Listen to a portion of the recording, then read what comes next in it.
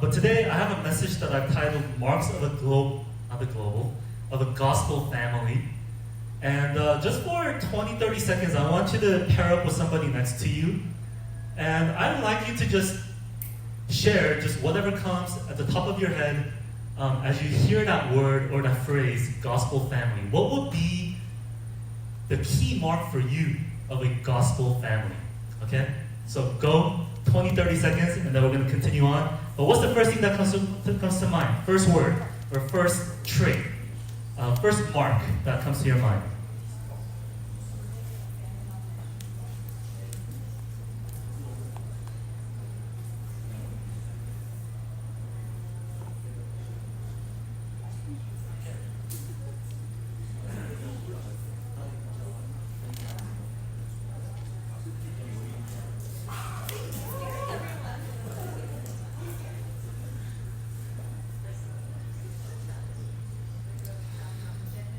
Okay. So I asked Esther, and she just kind of shrugged. And so I think this message is going to be helpful for her and for many of you.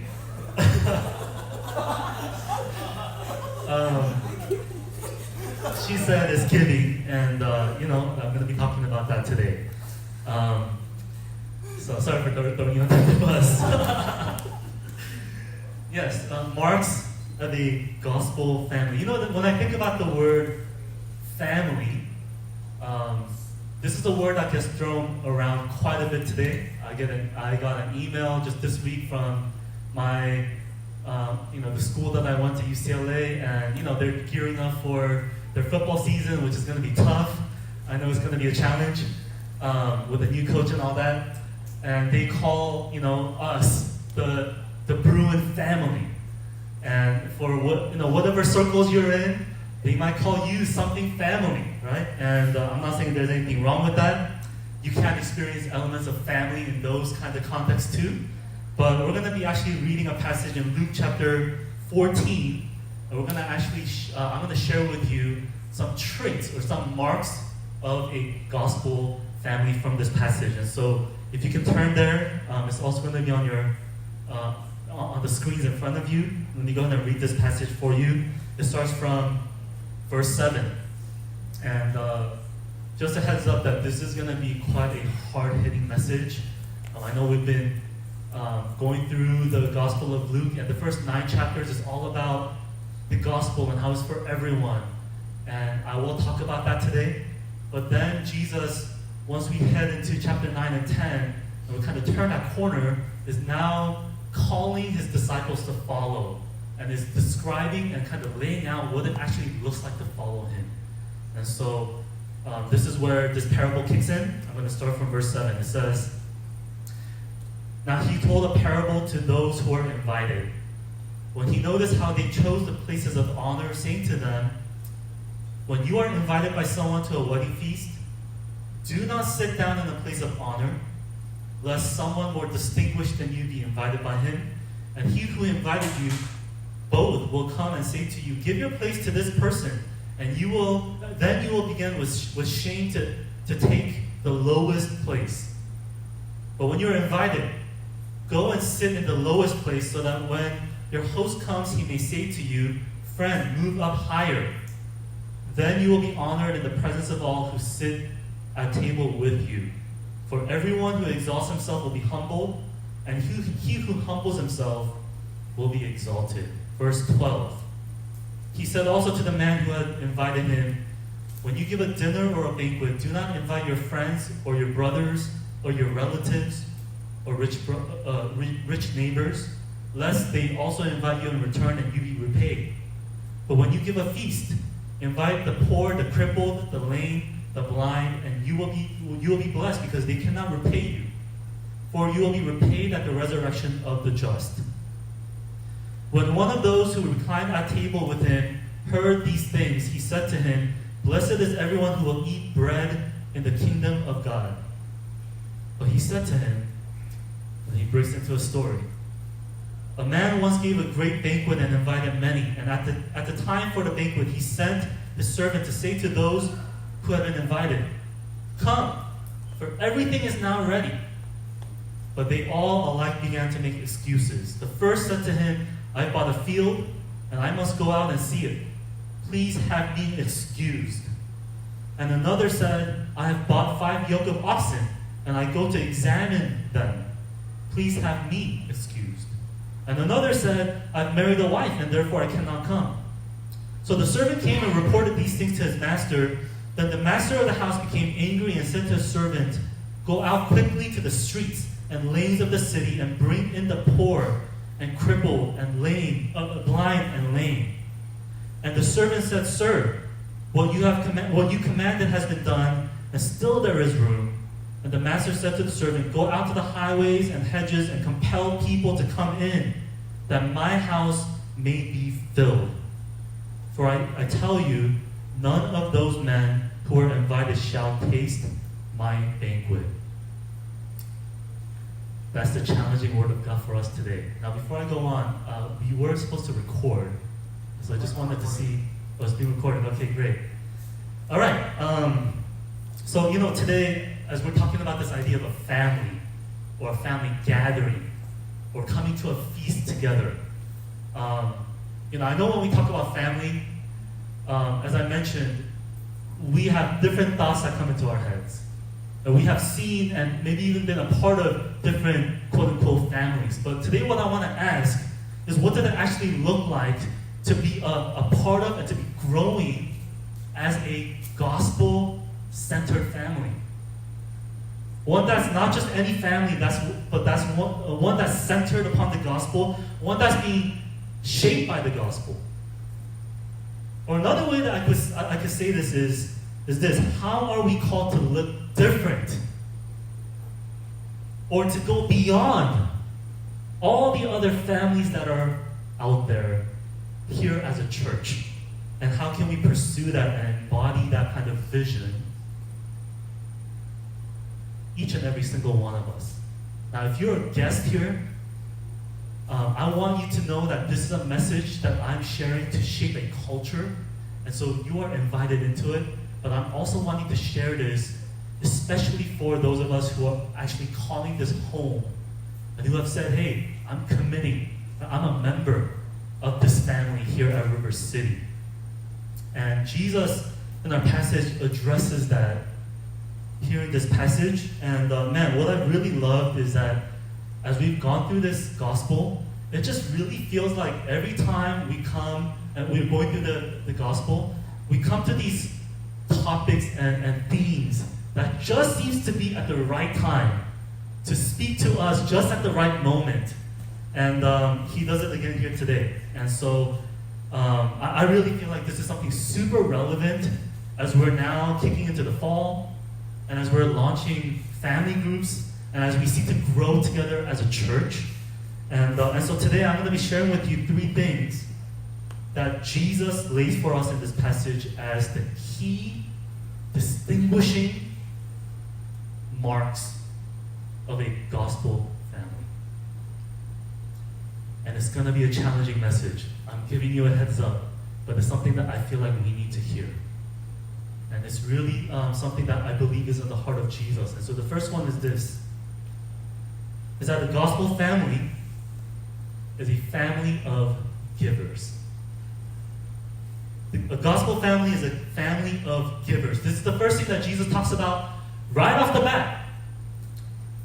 And in verse 7, he's actually at a dinner gathering at a home of a ruler of a Pharisee, or the ruler of the Pharisees. So one of the rulers of the Pharisees, which means this guy's a wealthy man, right? He's got influence, and he is bringing his closest allies, his closest friends, people that he would consider to be, like, he trusts them. These are like people like family. These are the people who are a part of his network, right? And it's not for anybody to come in. It's for the people who are special to him, family to him. And then there's Jesus. Now, we don't know exactly why he was invited, but he was a compelling figure, and the Pharisees, they had a love-hate relationship with him. They hated some of the stuff that he was saying, but they also wanted to find out more about what he had to say.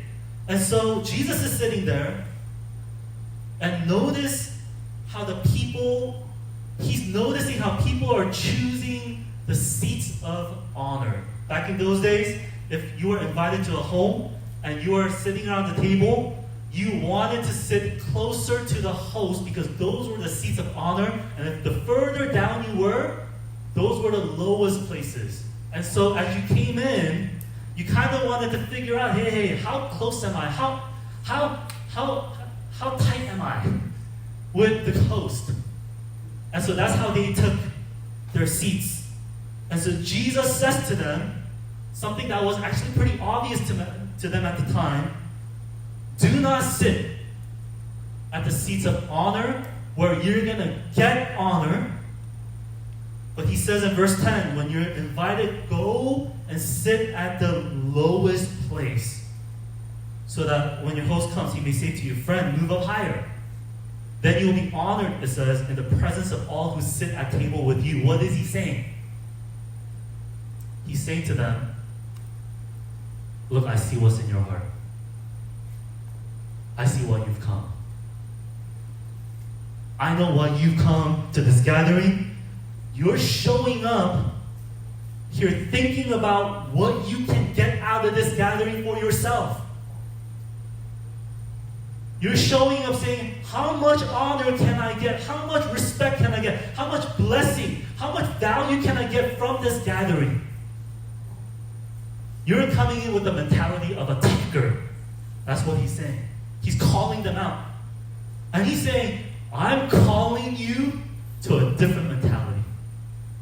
When you show up to these gatherings, a gospel mentality, the kind of gathering that I want to create, not this Pharisee, is a whole different way of thinking. It's for you to come not as a taker, but as a giver.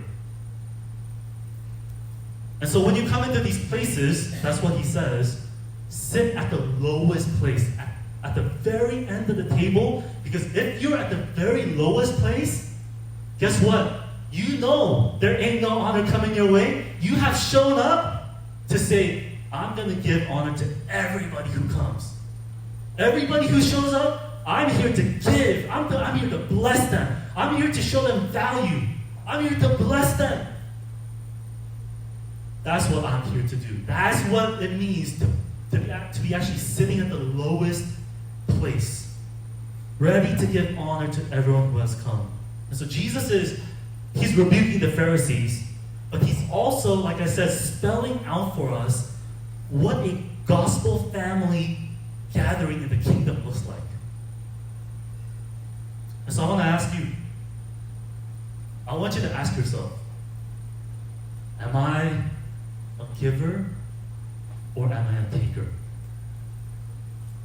Am I a giver or am I a taker? Now we can apply that across the board into our relationships and contexts where we show up. But I want us to apply this specifically to our church family and our gatherings. And I want us to ask, what is my prevailing mentality when it comes to the church? Now, as I said, I'm speaking first and foremost to those of us who have said, hey, we're going to build together. And I realize that we live today in one of the easiest places in the world to be a taker, especially when it comes to the church. I mean, this kind of consumer mentality, go and take everything that I can from all the different things that are offered around me. That's something that we actually have as a way of life.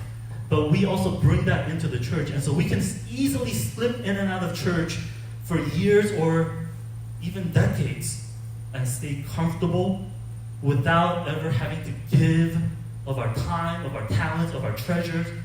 It is so easy just to be that kind of person who's kind of a part, but not really. And this is a concept, when you look at Scripture, that I want you to realize is foreign to the understanding of the New Testament. But that kind of understanding of church or experience of church is foreign. The idea that you're coming in as a consumer, that is foreign, but it's actually the norm here in Southern California. Now, here we're a smaller church, so there isn't that much of that can actually happen. But it can be something that we actually go to as a default. And so there's a couple things I want to say. First, I want to just call out and say thank you to those of you who have adopted the mentality of a giver, who have actually said, hey, I'm going to come and show up and I'm going to sit at the lowest place. Now, I think about our serve team leaders. I think about even our family group facilitators who are stepping in. Actually, there's a lot of overlap between those two groups. But man, I think about the people who are serving, who are part of rotations. And as we're closing in on a year, and we're at 10 months now, I recognize that we are here as a church, yes, because of the grace of God, but it's also because of the grace of God that's working in your life to say yes. To say, hey, I'm actually going to come to give, to serve, to love, and humility. Right? I'm actually going to come. Because what is humility? Humility, as you've heard, is not thinking less of yourself, it's about thinking about yourself less. Right? And we've seen many of you doing that. And so I just want to take a moment to honor, as our scripture for today tells us to do. I want to honor those of you who have served faithfully. So I don't want to call everybody out, but can we give it up for all the serve team leaders and our family facilitators? I'm so grateful for all of you. It moves my heart to see you saying, hey, I'm actually going to come, not just thinking about me and my family, but also for those beyond. And you've done that really well. Now, we're starting family groups, and this is the second thing I just wanted to kind of zoom in on. I wanted to ask you, if you're joining a family group, which is almost all of you, I wanted to ask you to carry the mentality of a giver to your groups. And this is the reason why I'm talking about this. Let me tell you what I've seen time and time again when it comes to small groups. You usually have the leader or the leaders, and they've been tagged, hey, you're leading the group, and then you have everybody else. And everybody else has the mentality of, hey, I'm coming to receive.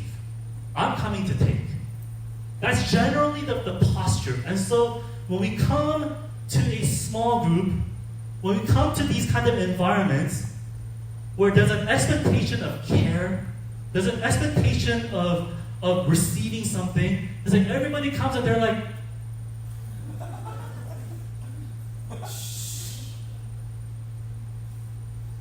my mouth is open, feed me spiritually, feed me food, right? Feed me, pray for me, care for me, shepherd me. Wait a minute, where's my leader? Wait, how come he's caring for that person but not me? And that's where you start hearing people say, I don't like my leaders. I'm going to complain about my leaders. They're not feeding me enough. When everyone is coming together just with their mouths open but nothing in their hands, the leaders burn out. And the people actually leave empty. This is why we have intentionally decided not to call family group leaders. We're calling them family group facilitators. Everyone say the word facilitator. Now, what we want that to do is to send a message that our role, that the facilitator's role, is to facilitate a culture where, yes, you come with mouths open because we all come hungry to receive. But not only to come with mouths open, of course there are weeks where we're like, man, I am empty, I got nothing to give. I'm not saying that there aren't ebbs and flows. But what I'm saying is that we come, yes, with a longing to be loved and to be known, but also with something in our hands to give and to bless and to feed the people in your group. That could be bringing food, literally. That could be hosting at your house. That could be in your gatherings or outside, praying for one another. That could be tapping somebody on the shoulder that you don't know that well, and you're like, hey, I want to get to know you. Why don't we grab coffee or dinner? Taking time to get to know each other and to care for one another. It might be leading worship. It might be coming with a prophetic word or an encouragement for a group or for somebody in your group. Now, we want the facilitators to be doing that too. But we don't want only the facilitators to be doing that. And I think there's a cultural thing where there's kind of this putting leaders on a pedestal thing that we have to break. Because it's actually unhealthy, and it actually doesn't lead to healthy, life-giving community. And so I'm not saying that we can't have any expectations as we come. I'm just saying let's kind of adjust and make sure that we're actually being fair to one another, that we're actually coming together with the mindset of, hey, I want to receive, but I also am called to give as well. To come together as givers, because that's how we're going to experience gospel family. That's what we're going to experience. So that's the first thing I wanted to talk about. It's a family of givers. The second thing is this, is that a gospel family is a family for outsiders. Jesus moves on in this passage, and he turns to the party host. Before it was just among the people, but now he turns to the party host, and he says to them, when you give a dinner or a banquet, don't invite your friends or your brothers or your relatives or rich neighbors. Now you have to realize that this is an idiom. It's not literally saying you can never have friends. But the next passage we're gonna look at it next week, he says, hey, you gotta hate your father and mother. It's not literal, it's saying, hey, in comparison. Right? And so here, it's actually saying, hey, there needs to be a priority. There needs to be a priority that's not just about your friends, about your relatives or your neighbors, lest they also invite you in return and you be repaid. But when you give a feast, invite the poor, the crippled, the lame, the blind. Now, there's a couple ways to understand this passage. The first one is very obvious, which is, hey, we need to care about the poor.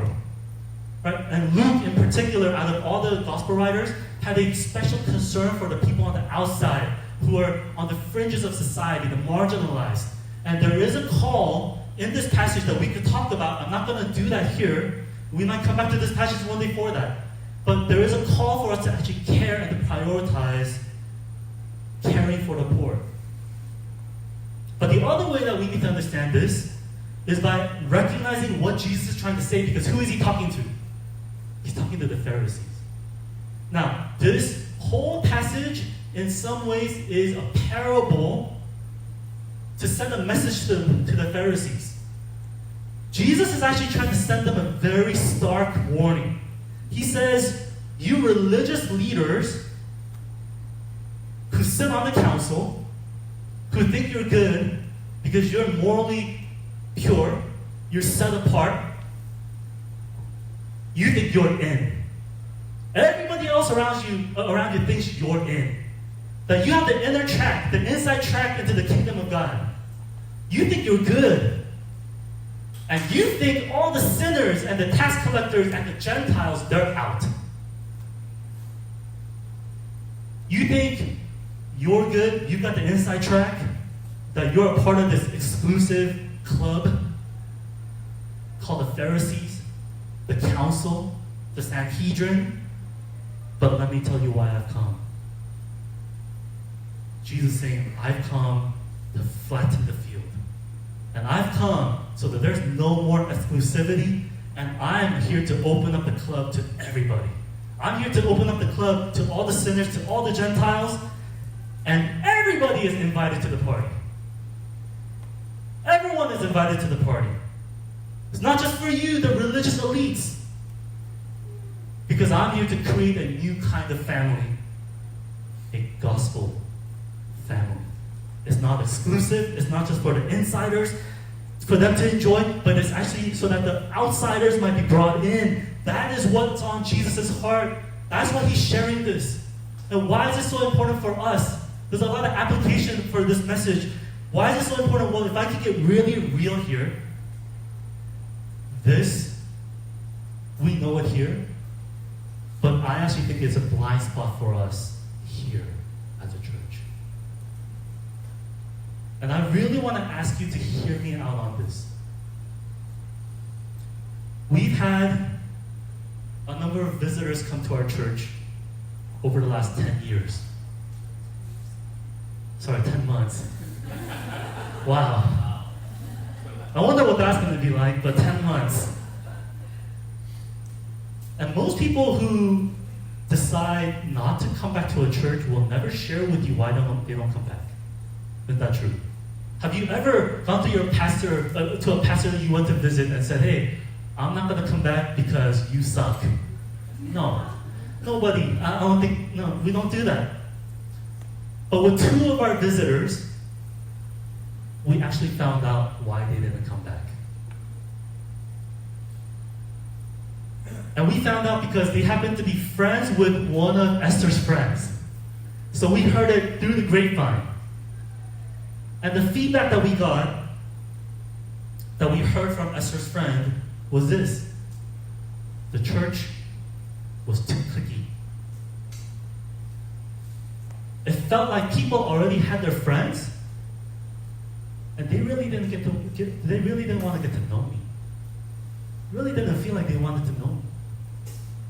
That was their honest feedback. Now, we have some visitors who have come over the last 10 months, and you are here. And so I'm not saying that we're putting all the weight on that, those two comments, right? Because we know that's not everyone. Not everyone has felt that way. I'm also not saying that we shouldn't have close friends. Close friends are gifts. You've invested in them. And these are things that are precious to you. And man, we should build on that. I'm not saying anything about close friendships.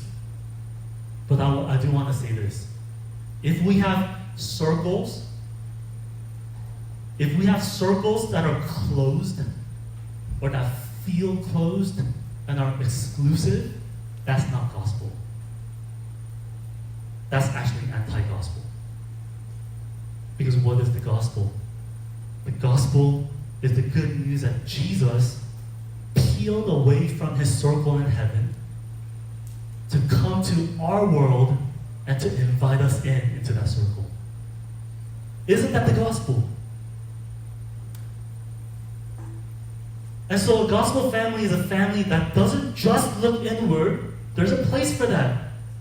But then we say, okay, let's look outward and let's open the door so that others can be welcomed into the circle and possibly become friends. And so in light of that, there's a couple practical ways that I want to share with you, I want to offer you, that are ways that we can grow as a gospel family. That's a family not just for insiders, but for outsiders. And I'm going to harp on this more a couple weeks from now because we're going to be in Luke 15. But for now, I just have two I want to offer you. Number one, will you peel away from your circle? Will you peel away from your circle?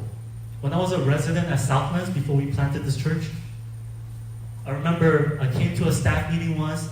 Alan, who's a lead pastor there, had gone to a church, a partner church in San Diego, to be a guest speaker.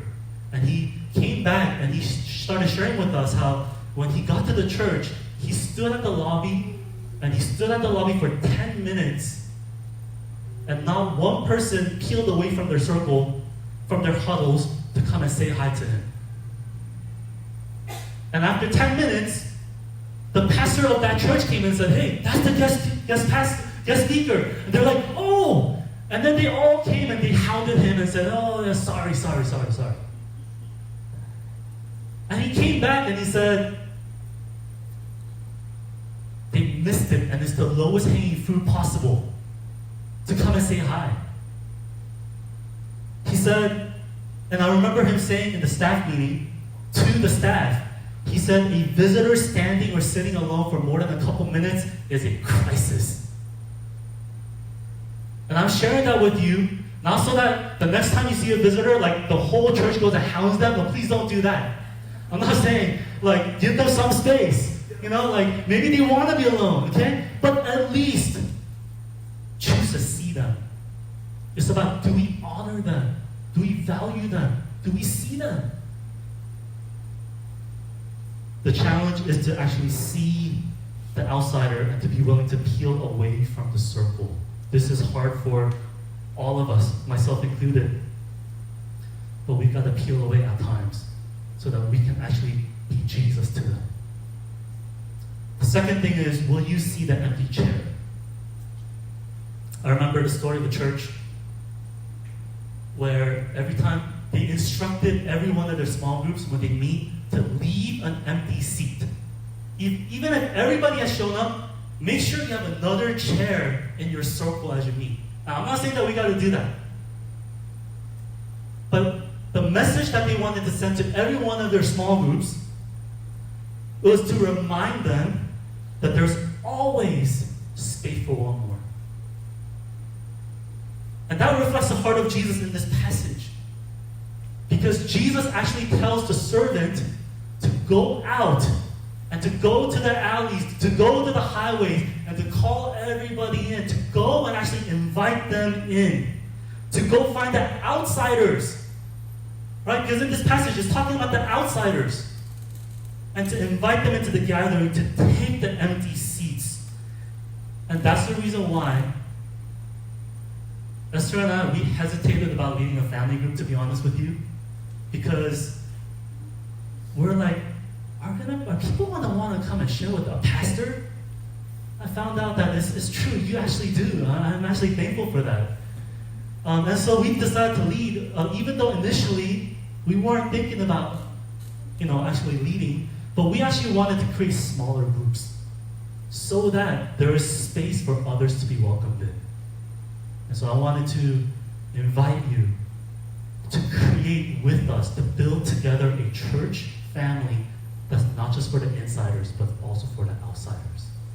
And lastly, I'm running out of time, so my last point is that we are called to be a family of feasters. This is the most important point, so please don't tune me out. A gospel family is a family of feasters. The whole point of gathering in this passage is for people to come and feast. That's the whole point. It's so obvious that you might miss it. But it says in verse 17, at the time for the banquet, he sent his servant to say to those who have been invited, come forward now, everything is ready. All the food has been set. Everything is ready. You don't have to pay anything. It's free. Just come and enjoy. But they all alike began to make excuses. The first said to him, I bought a field. I must go out to see it.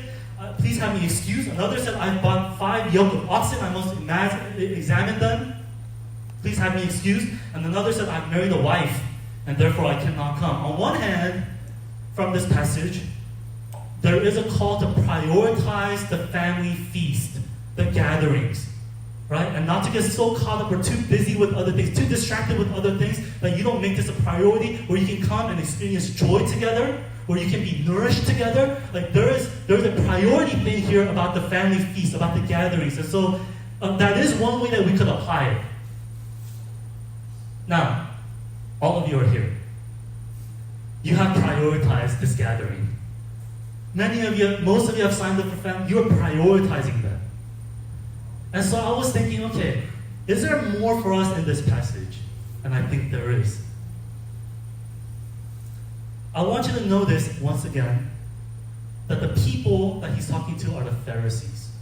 These are people who are not out there, But these are the people who are serving in the temple. These are the religious folks. These are, in today's term, people who are in the church. And yet Jesus is saying to them, hey, you're not feasting. You're in the church. You're doing all the religious stuff, but you're not feasting. Do you see that? You're busy examining and evaluating other things or other people in the church, but you're not actually feasting for yourself. And so this is how I want us to think about this. What often happens in the church, especially when we've been in the church for a while, and we kind of know the church landscape and who all the worship artists are, who all the speakers are, and like you know everything about the world of the church. What can easily happen is that you become experts at evaluating church, or people, or things, or ministries, or people's gifts, instead of people who are hungry to feast at the table of God. And man, as I was preparing this, God just put this on me and was rebuking me too.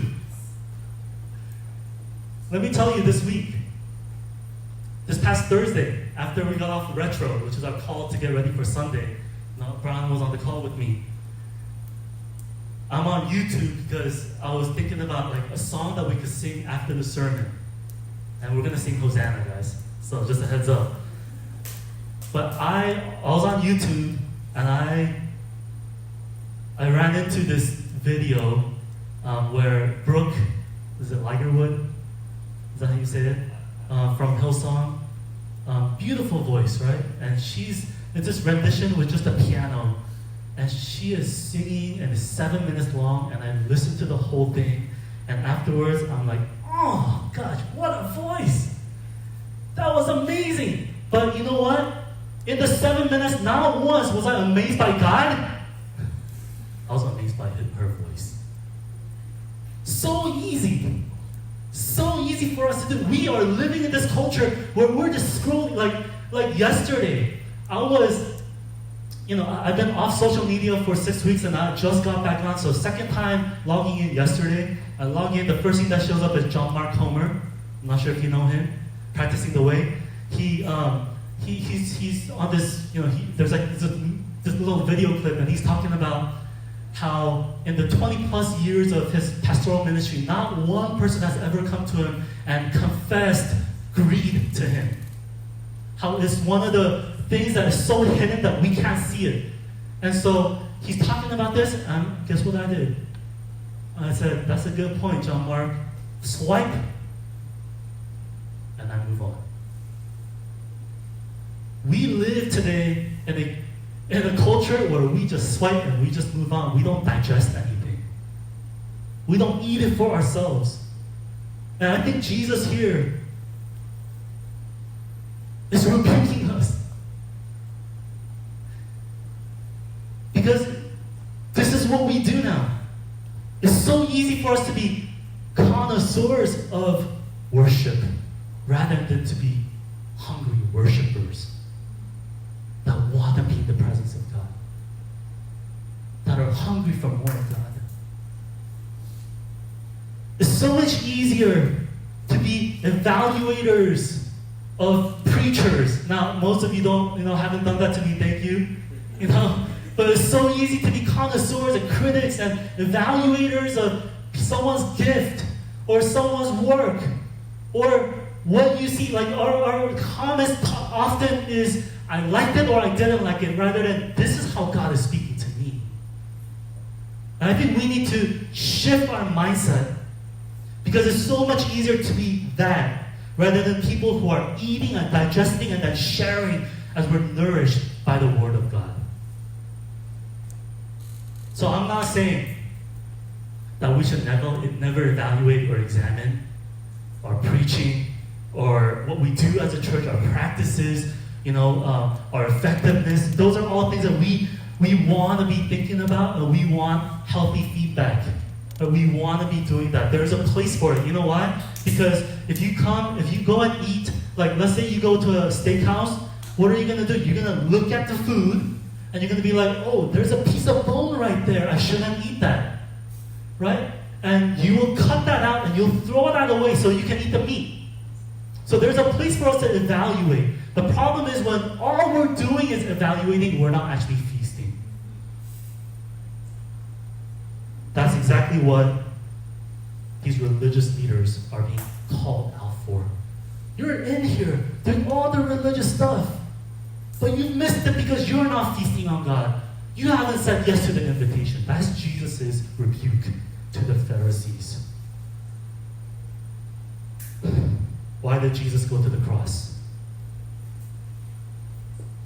Why was he crucified outside the city? Why was he thrown out? And why was he excluded from his eternal family? All of that, yes, was to save us, to forgive us, and then it was to adopt us, to bring us into a family, into a gospel family, so that together we can come to the table, the banqueting table of God's love, and we can actually eat of the feast of the kingdom. That's why he went to the cross, so that outsiders like you and me can be brought in, because we were on the outside. You and I, we were on the outside, but he has brought us in so that we can be a family of feasters. This is the reason why Jesus, his first miracle, is at the wedding feast. And then at the very end of the Bible, the last thing that we see is the ultimate wedding feast when Jesus returns, the marriage supper of the Lamb. Jesus is all about feasting. He's all about feasting. It's all about putting a table in front of us and saying, hey, come and eat, because on that day, all you're going to be doing is feasting with me.